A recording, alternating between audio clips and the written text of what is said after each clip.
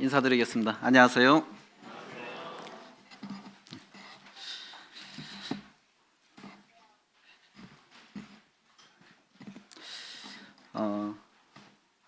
형제자매님들은 시작이 좋길 바라십니까? 끝이 좋길 바라십니까? 예. 가장 최선은 시작도 좋고 끝도 좋은 게 최선이죠.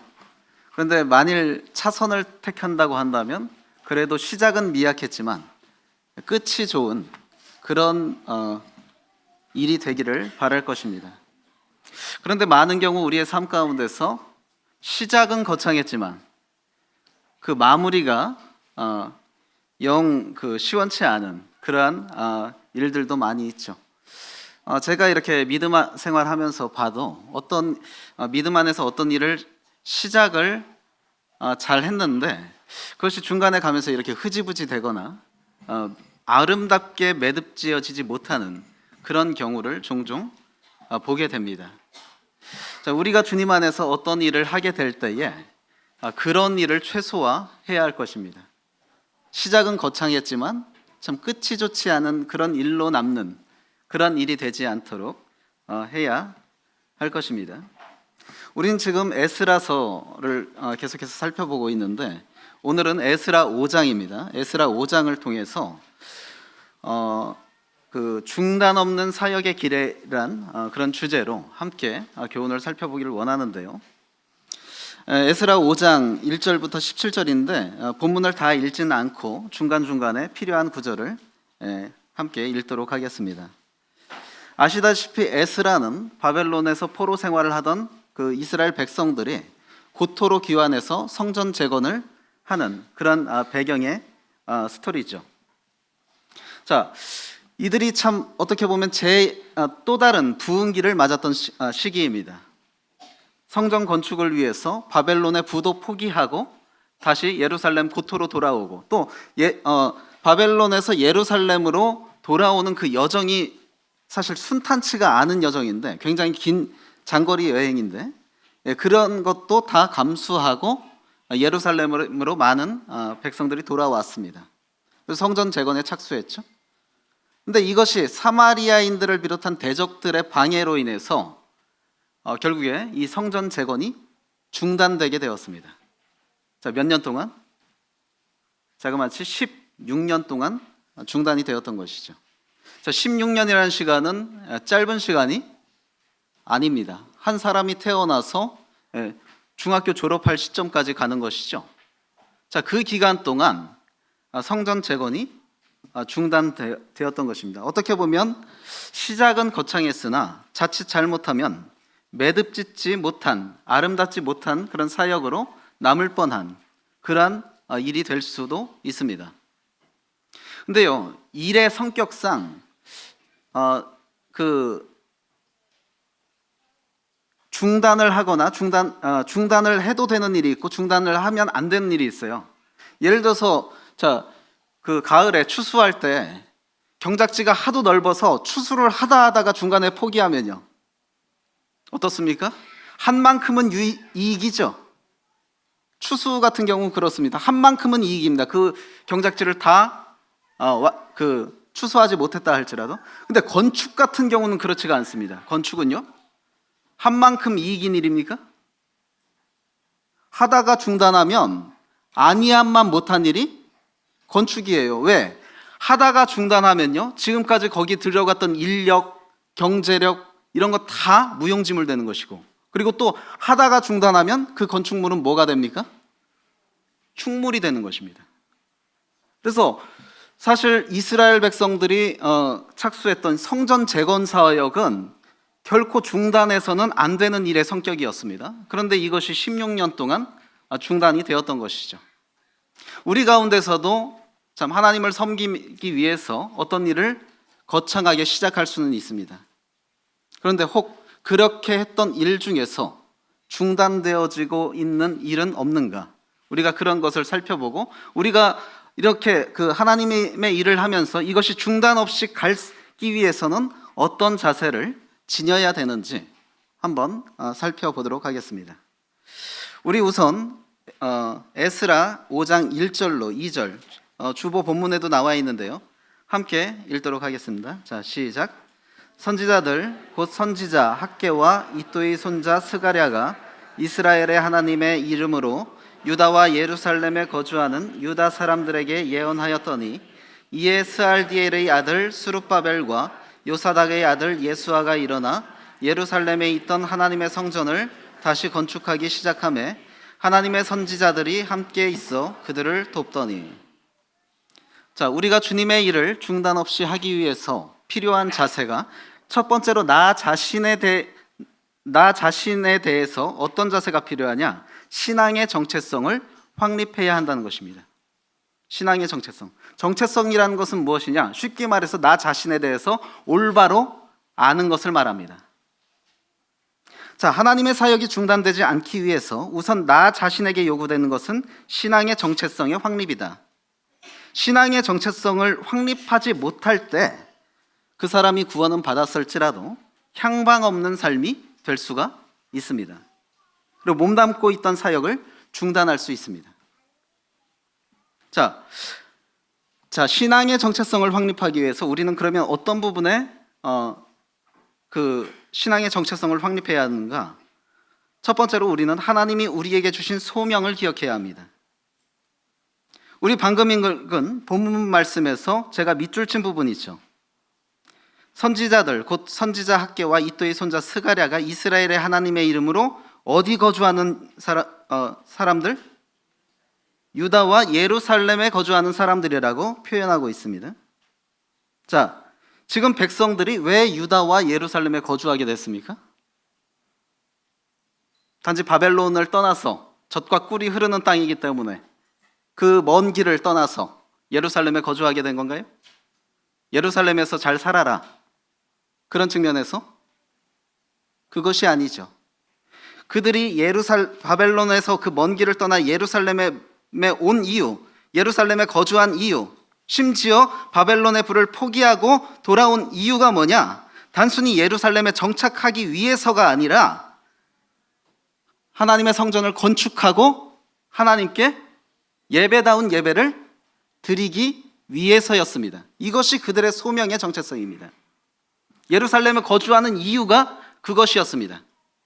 그런데 예루살렘에 거주하고 있는데 지금 성전 재건을 몇 년 동안 중단하고 있다? 16년 동안 중단하고 있다. 그러면 그들이 예루살렘에 거주하는 이유가 있습니까? 없습니까? 예루살렘에 거주할 이유가 사실 무색해지는 거예요. 성전도 건축하지 않으면서 왜 그 먼 길을, 바벨론의 불을 포기하면서까지 예루살렘에 왔는가? 그 이유가 무색해지는 것이죠. 나를 왜, 그들이 기억했던 것은 하나님께서 왜 나를 예루살렘으로 거주하도록 부르셨는가? 이 소명의 정체성을 그들이 망각하고 있었던 것입니다. 우리 역시 이스라엘 백성들처럼 우리의 정체성을 망각하고 살 수 있습니다. 삶이 너무나 벅차기 때문에 신경 쓸 게 많다 보니까 하나님께서 우리에게 주신 소명을 망각하고 살 때가 많이 있어요.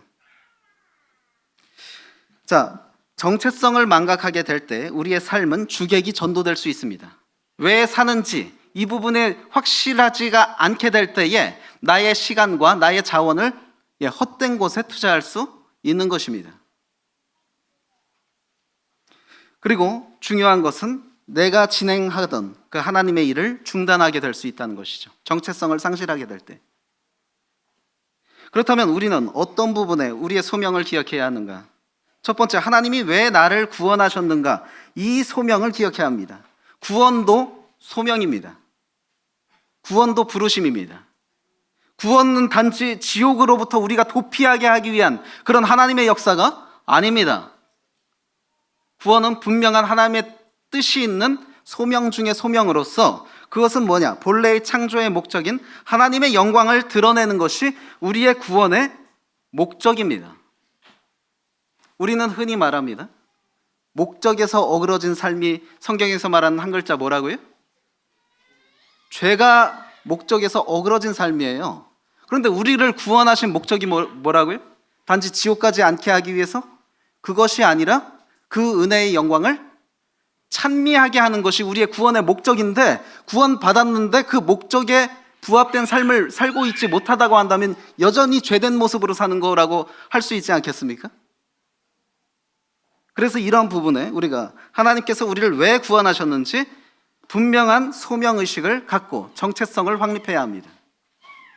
두 번째로, 하나님께서 왜 우리를 이 땅에 남겨두셨는가? 제가 하나님이라면요, 우리 구원받은 형제자매님들 너무 사랑스러워서요, 구원받는 족족 그냥 죽게 만들어서 천국으로 불러드릴 것 같아요. 너무 사랑해서, 보고 싶어서, 빨리 보고 싶어서. 그런데 하나님이 우리를 구원받고 바로 데려가시지 않습니다. 왜요? 왜 그럴까요? 그렇게 보고 싶은데 왜 그럴까요? 하나님은요, 계속해서 한 영혼 한 영혼이 하나님께 돌아올 수 있도록 전도의 미련한 방법의 도구로 우리를 이 땅에 남겨두신 것입니다. 하나님이, 저는 그런 생각도 해봅니다. 하나님이 나 같은 사람 통해서 전도하는 것보다 천사 통해서 전도하면 더 효과적이지 않는가? 제가 전도하는 것보다 천사가 전도하면 그 사람 더 구원 쉽게 받지 않겠습니까? 그런데 하나님께서 한 번도 그 방법을 쓰지 않고 전도의 미련한 방법으로 여전히 그분의 복음을 전하고 계십니다. 그 도구로서 우리를 이 땅에 남겨두셨어요. 바로 데려가지 않으시고. 우리 그 소명 의식을 분명히 하고 있는가 하는 것입니다. 세 번째로, 하나님이 왜 우리를 이 시대에 남겨두셨는지 기억해야 합니다. 내가 조선시대에 태어날 수도 있었고 내가 구한말 시대에 태어날 수도 있었습니다. 아마도 여러분들이 조선시대에 태어났다고 한다면 구원받기가 힘들으셨겠죠. 그런데 하필 조선시대도 아니고 구한말도 아니고 복음이 편만하게 증거된 이 20세기 이후에 우리가 이 땅에 태어났습니다. 여기에 대해서도 분명히 우리에게 요구되는 고유한 소명이 있다는 것이죠. 마틴 루터, 종교개혁자 마틴 루터가 1500년대에 태어났는데 종교개혁자 마틴 루터를 비롯한 개혁자들에게 요구되는 소명은 무엇이었습니까? 그 시대에 잘못된 구원관을 정립하는 것이었습니다. 그리고 참된 복음을 드러내는 것이 그들에게 요구된 고유한 소명이었는데, 우리 역시도 이 시대에 하나님께서 우리를 남겨두신 고유한 소명이 있다라는 것이고, 그것을 우리가 잘 분별하고 찾아가서 그 일에 충실해야 한다는 것입니다. 이렇게 소명의 정체성을 우리가 분명히 하게 될 때에 하나님의 일을 진행하던 중에 중단하지 않는 그러한 일이 되도록 할 수 있을 것입니다. 자, 우리 에스라 5장 11절 같이 한번 읽어보겠습니다. 자, 시작. 그들이 우리에게 대답하여 이르기를 우리는 천지의 하나님의 종이라. 자, 거기까지요.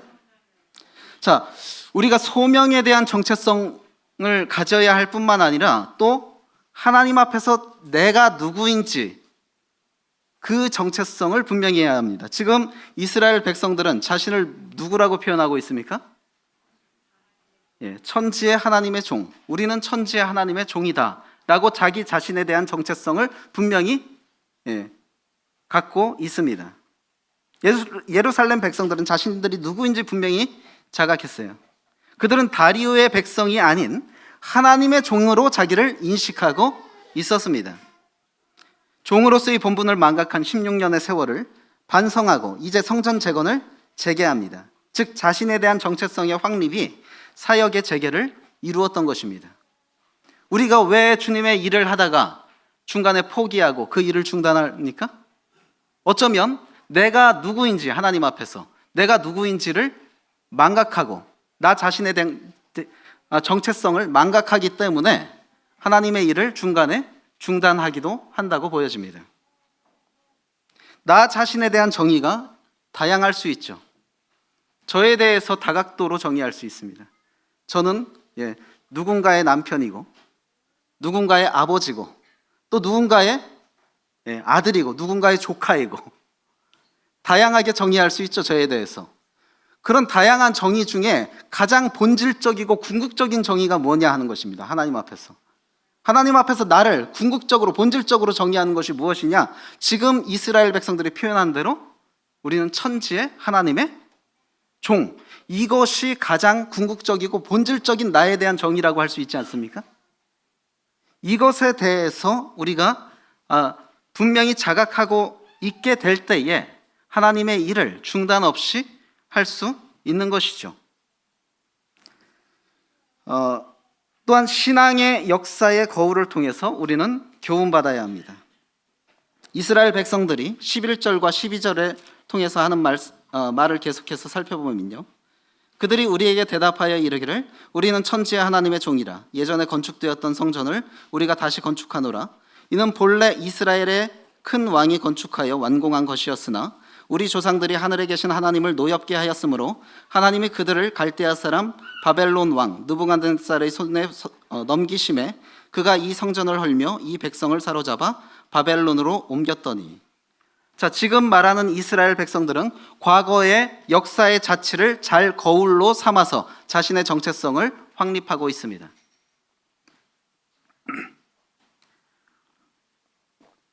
콜럼부스가 신대륙을 발견하니까 사람들의 찬사를 보냈는데 그 중엔 콜럼부스를 시기한 사람들이 있습니다. 그래서 야, 그거 서쪽으로 배만 타고 가면 발견할 수 있는 거 아니야? 그거 누구 못해? 누군 못해? 이런 식으로 콜럼부스의 업적을 비하한 사람들이 있었습니다. 그렇게 말하는 사람들에게 콜럼부스가 하나의 도전을 했는데, 달걀을 여러분들이 탁자에 세울 수 있습니까? 했어요. 달걀이 세워져요? 안 세워지죠? 이 달걀을 세울 수 있습니까? 하니까 그걸 어떻게 세우느냐? 라고 하니까 콜럼부스가 그럼 내가 세워보겠다 하면서 밑에를 톡톡 깨트려 갖고 딱 세웠습니다. 그랬더니 또 사람들이 하는 소리가 뭐예요? 그렇게 하면 누군 못하냐? 나도 할 수 있다 그랬어요. 그러니까 콜럼부스가 하는 말이 무엇이든지 처음이 어려운 거다. 남들이 한 거를 따라가는 것은 쉬운 것이다. 그러니까 자기가 신대륙 발견한 거 누군 못하느냐 이렇게 말할 것이 아니다라는 것이, 뭐든지 처음이 어려운 것이기 때문에. 마찬가지로요, 자, 처음이 어렵다라고 했을 때 가장 이러한 부분에 득을 보지 못한 사람은 아담입니다. 아담은 역사의 거울이라는 은혜를 누려본 적이 없는 사람이죠. 하지만 인류 역사 수천 년을 거쳐오면서 우리에게 주어진 은혜가 뭐냐? 역사의 자취라는 거울을 주셨어요. 그 거울을 통해서 이렇게 해야 되는구나, 이렇게 하면 안 되는구나, 정면교사와 반면교사를 삼을 수 있는 것이죠. 지금 이스라엘 백성들이 그렇습니다.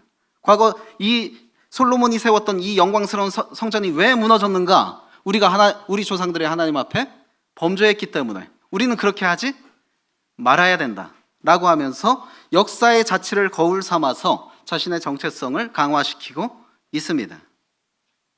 우리 역시도요, 많은 역사의 자취라는 거울을 하나님께서 은혜로 주셨습니다. 그런데 거울이 없는 사람이 세수 안 하는 거는 그나마 좀 이해할 수 있는데, 거울이 있음에도 세수를 안 하는 사람은 용납됩니까? 안 됩니까? 용납할 수 없는 일이죠. 거울이 있음에도 그 죄를 답습하는 사람은 문제가 있는 사람이죠. 그래서 우리에게 주신 역사의 자체라는 거울을 통해서 다시 한번 우리의 삶의 정체성을 교정하는 것입니다. 그래서 어떻게 보면 우리는 수많은 역사의 거울을 제공받은 사람인데, 그 거울을 잘 활용하지 못한다면 하나님 앞에서 우리의 죄가 더 큰 것입니다. 그래서 그런 부분도 우리가 잘 활용해야 할 것입니다. 그렇게 해서 이렇게 나 자신에 대한 정체성을 확립하는 것이 하나님의 일을 중단하지 않는 방법입니다. 그러면 나 자신에 대해서는 그렇고 이웃끼리는 어떻습니까? 내 옆에 있는 성도들끼리는 어떻습니까? 내 옆에 있는 성도들끼리는 합력하여 선을 이루어야 합니다. 서로 합력해야 됩니다. 자, 5장 1절, 에스라 5장 1절에서 계속해서 보면요, 선지자들 곧 선지자 학개와 이또의 손자 스가랴라고 말하고 있습니다. 선지자 단수가 아니라 선지자들이라고 말하고 있습니다. 중단 없는 사역의 길을 가기 위해서는 이웃끼리 요구되는 것은 합력입니다. 역사 가운데 참된 신앙의 길을 걸어온 사람들이 대부분 소수였습니다. 그러므로 하나님은 다수라고 기뻐하지 않으십니다. 물론 다수가 옳고 소수가 잘못된 경우도 있었습니다. 그런데 소수라 할지라도 만약에 혼자가 아니라면 그 얼마나 위로가 되겠어요? 소수지만 혼자가 아니라면.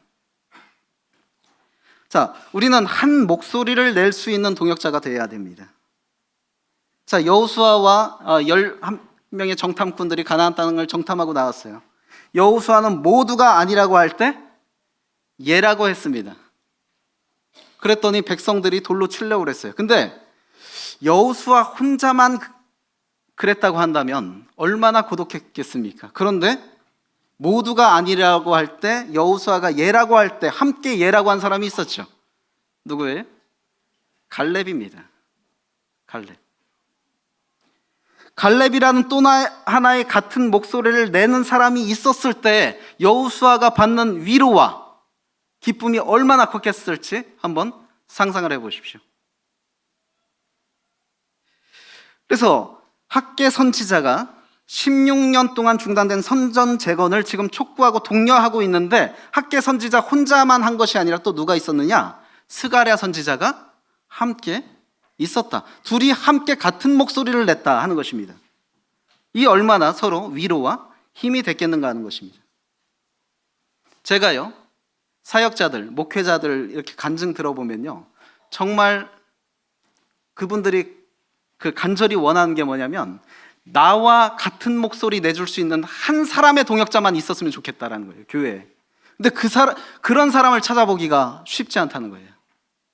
그래서 사역이 너무 힘들다. 교회를 이끌어가기가 너무 힘들다. 나와 같은 목소리 내줄 수 있는 한 사람만 있다고 해도 내가 힘을 내서 이 교회를 이끌어가겠는데 그게 없다는 거예요. 우리는 앞선 일꾼들과 같은 목소리를 내는데 협조하고 있습니까? 혹 앞선 일꾼은 이렇게 말하는데 나는 그와 반대되는 목소리를 계속해서 성도들한테 말하고 있지는 않습니까? 나 한 사람의 동역으로 인해서요, 중단될 뻔한 사역을 지속시킬 수 있습니다. 내가 누군가와 동역하면서 그와 같은 목소리를 내주게 될 때에 중단될 뻔한 사역도 계속해서 지속할 수 있다는 사실을 우리가 기억하고 그 한 사람의 귀한 동역자가 되기를 소망해야 할 것입니다. 그리고 책망과 권면도 달게 받는 동역자가 되어야 한다. 자, 하나님의 일을 중단하지 않게 하기 위해서 우리가 합력해야 되는데 때때로 책망과 권면도 달게 받아야 한다. 우리 선지자 학개와 스가랴, 학개서 있고 스가랴서 있는데 학개서와 스가랴서 읽어보면 책망이 많이 나옵니다. 이 전이 황무하였거늘 너희가 이때 판벽한 집에 거하는 것이 가하냐 하면서 책망으로 시작합니다. 그런데 우리는 책망 때문에 잘하던 일도 중단하지 않습니까? 의욕 떨어져. 그래, 잘해봐. 나 중단 더 이상 안 할 거야. 잘하던 일도 책망 들으면 중단하고 싶죠? 그런데 지금 중단하던 일을 다시 지속시키기 위해서 학계가 책망을 하고 있습니다. 근데 책망 좋아하십니까? 책망 싫죠. 저도 싫어요. 제가 책망 싫어하는 거 알고 저한테 책망 안 하시는 줄 모르겠는데, 그런데요, 책망이 우리가요 그걸 생각해야 돼요. 적극적으로 일하는 사람은 악역을 하기가 쉽습니다. 그러면 결국에 가장 악역을 하게 되는 사람이 누굽니까? 앞선 일꾼이에요. 성도들이 미워서 악역을 하고 쓴소리를 하는 것이 아닙니다. 어떻게든 교회를 이끌어 가야 되고, 교회를 이끌어 가기 위해서 주님의 일이 중단되지 않기 위해서 결국에 그 총대를 매야 되는 사람이 누구냐? 일꾼입니다.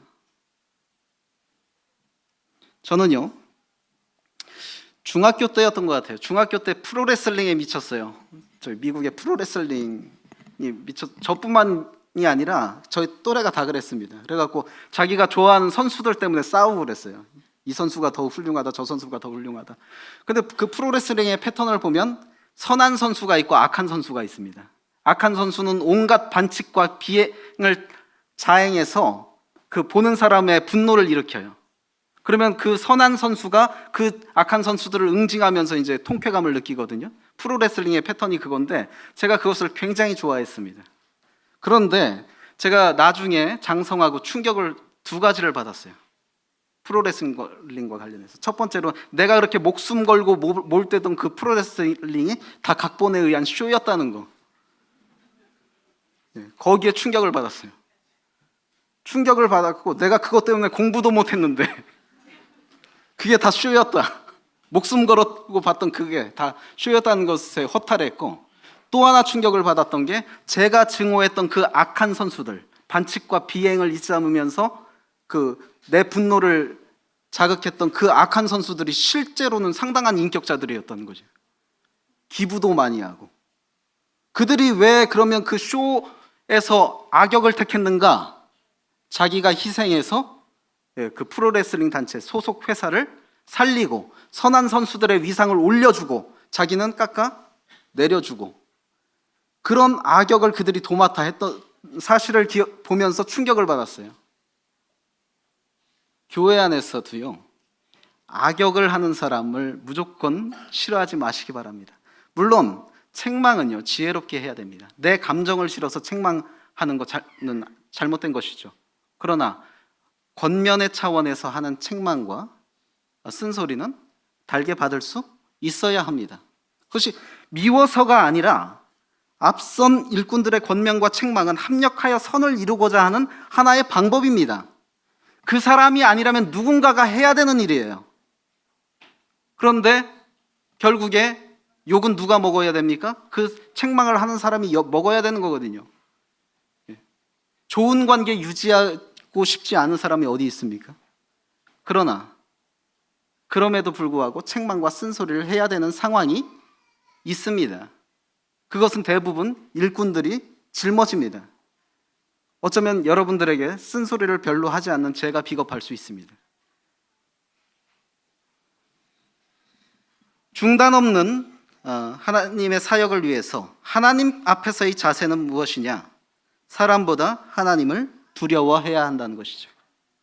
중단 없는 사역의 길을 가기 위해서 사람보다 하나님을 두려워해야 한다. 고토로 귀환한 이스라엘 백성들의 성전 재건은 왜 중단되었는가? 대적들의 방해를 두려워함으로 중단하게 되었습니다. 그러나 이제 16년 만에 재개된 성전 재건은 때에는 이스라엘 백성들이 달라졌죠. 자, 3절에 강 건너편 총독 다뜨네와 스달보스네와 그들의 동관들이 다 나와 그들에게 이르되 누가 너희에게 이 명령하여 이 성전을 건축하고 이 성곽을 마치게 하였느냐라고 추궁했을 때 이들은 더 이상 주저하지 않고 계속해서 성전 재건하는 일을 중단하지 않습니다. 5절에 하나님이 유다 장로들을 돌보셨으므로 그들이 능히 공사를 막지 못하고 이 일을 다리오에게 아뢰고 그 답장이 오기를 기다렸다. 이제는 그들이 중단하지 않았어요. 대적들의 이런 시비로 인해서. 즉 이것은 뭐냐? 사람보다 하나님을 더 두려워하는 그런 사람들이 되었다는 것이죠. 자, 사람보다 하나님을 두려워해야 하는데 그러기 위해서는 하나님의 말씀에 우리는 귀 기울여야 합니다.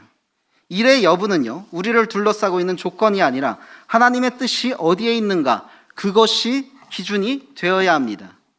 주의 일을 하면서 기억해야 할 것이 내가 이 일을 할 수 있는 환경이 되는가, 이것을 보고 그 일을 하는 것이 아니라 하나님이 이 일을 기뻐하시는가, 이것이 기준이 되어야 하는 것이죠.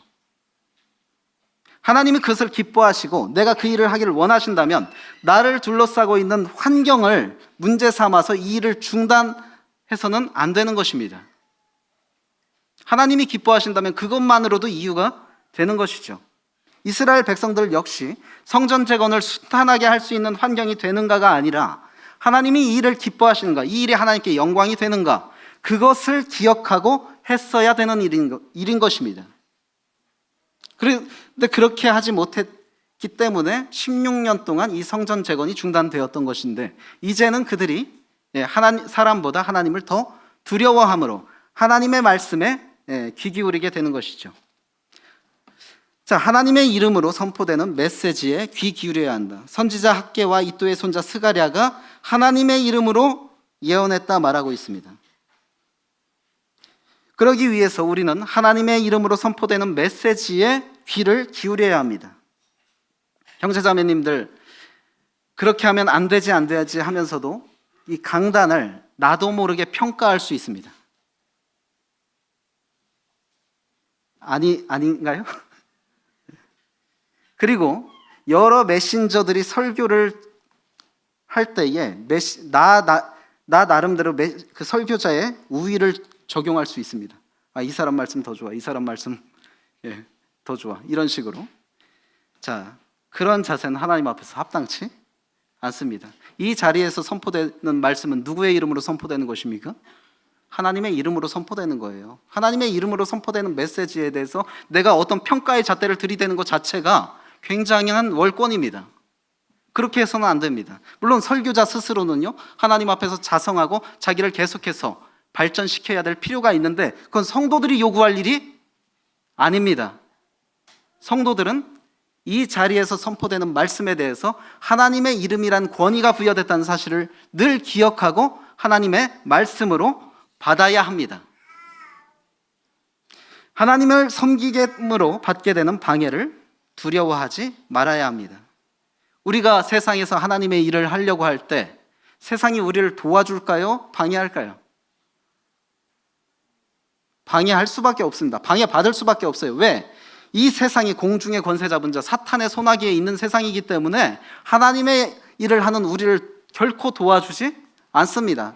성전 재건을 하는 이스라엘 백성들에게 많은 회방이 있었던 것처럼 우리 역시도 하나님을 위한 일이라 할지라도 그것을 하게 될 때 많은 방해가, 크고 작은 방해가 있을 수밖에 없습니다.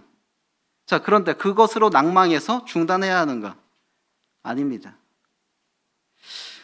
사실요, 우리는 그것을 그런 우리가 받는 방해, 하나님 때문에 받는 회방이나 대적들 특권으로 여겨야 됩니다. 배격받는 기쁨을 누려보셨습니까? 배격받는 기쁨. 배격받으면 기분 나쁘지 뭐가 기쁘냐? 저는 배격받는 기쁨을 누려봤습니다. 얼마 전에 제가 학교에 아이를 픽업할 일이 있어서 차를 몰고 갔습니다. 근데 그 정문을 지키는 그 초소 아저씨가 바리케이트를 안 열어줘요. 그래서 저기 학부형인데요, 아이 데리러 왔습니다 그랬더니 저를 딱 보더니 학부형 맞아요? 그러더라고요. 못 믿겠다는 거예요. 예, 맞아요 그랬더니 애가 고등학생 맞아요? 막 이러더라고요. 바리케이트를 안 열어줘요. 안 열어줘요. 아이가 몇 학년 몇 반 누군데요? 그래서 이름을 딱 댔어요. 그랬더니 확인하고 그래서야 열어주더라고요. 제가 배격 받았죠? 배격 받았는데 제가 기분이 나빴을까요? 기분이 좋았을까요? 네, 기분이 엄청 좋았습니다. 배격받는 기쁨이 이런 것이구나. 자, 우리가 왜 세상에서 하나님의 일을 함으로 배격받습니까? 왜 대적받고 왜 회방받습니까? 하나님 자녀이기 때문에 그런 거예요. 그런 것이 없으면 하나님의 자녀가 아닌 거죠. 하나님의 자녀이기 때문에 배격받는 것입니다. 이건 특권입니다. 백조가 오리 사이에 가면 미운 오리 새끼 취급을 받을 수밖에 없습니다. 백조가 오리 사이에 가서 미운 오리 새끼 취급을 받을 수밖에 없다 할지라도 그는 여전히 백조입니다. 우리 그리스도인의 삶이 세상에서 그런 거예요. 대적받는다고 그것이 낭망할 일이 아니라 나에게 주어진 놀라운 신분에 의한 자연스러운 결과구나, 그렇게 받아들일 수 있어야 하고 그것으로 주님의 일을 중단할 이유가 되지 못한다는 것입니다. 그러한 것을 극복하게 될 때에 하나님의 일은 가치 있게 완성되어지는 것이죠. 교훈을 정리하겠습니다. 우리가 귀한 주님의 일을 시작했는데 마무리까지 잘 해야 되잖아요. 이스라엘 백성들처럼 하다가 16년 동안 중단되는 그런 일이 없어야 할 것입니다. 그런데 그렇게 하기 위해서는 나 자신의 정체성을 잘 확립해야 합니다. 내가 누구인지, 내가 그리고 왜 이 자리에 있는지, 하나님께서 왜 나를 부르셨는지, 이 정체성에 대해서 충실하게 될 때에 하나님의 일을 중단 없이 할 수 있는 것이고, 또 서로 합력하게 될 때에, 성도들끼리 서로 합력하게 될 때에 하나님의 일을 중단 없이 할 수 있는 것이고, 또 사람보다 하나님을 두려워하게 될 때에 하나님의 일을 중단 없이 진행할 수 있게 되는 것입니다. 우리 마지막으로 에스라 5장 5절 말씀 함께 보시겠습니다. 자, 시작. 하나님이 유다 장로들을 돌보셨으므로 그들이 능히 공사를 막지 못하고 이 일을 다리오에게 아뢰고 그 답장이 오기를 기다렸더라. 자, 이렇게 성전 재건을 계속해서 추진했던, 주위 환경에 굴하지 않고 계속해서 추진했던 그 사람들을 하나님께서 어떻게 하셨다고요? 돌보셨다. 우리가 하나님 앞에서 이런 자세를 지니고 하나님의 일을 중단 없이 하려고 할 때 하나님은 그런 우리를 돌보시고 우리의 일을 완수하는 데 함께 하실 것입니다. 기도하시겠습니다.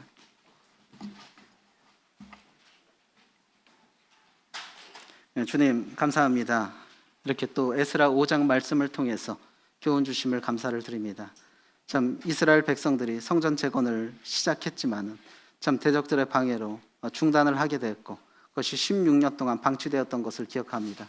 저희 가운데 이러한 일이 없게 하시옵고 저희가 하나님 앞에서 정말 자세를 잘 갖춤으로 인해서 하나님의 일을 중단 없이 진행할 수 있는 저희들이 되게 해 주시옵소서. 감사드리며 예수님 이름으로 기도했습니다. 아멘. 감사합니다.